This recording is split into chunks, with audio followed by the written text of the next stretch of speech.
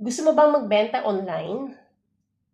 So before you sell in Dubai, wait. Alam mo ba na kahit online lang, totoong negosyo yan?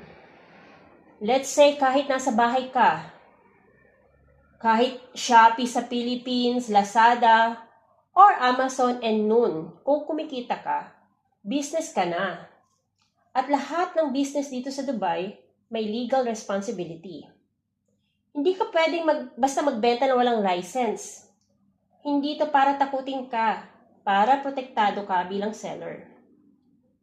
Bakit nga ba importante? Kapag legal ka, may peace of mind, mas trusted ka ng customers, iwas account suspension at future problem. So, ang online selling is not a shortcut. It's a business. So, simulan mo ng tama, simulan mo ng legal. So, for more information and details, please watch my YouTube channel and like and subscribe. Just search my Amazon series. That's it for now. Thank you.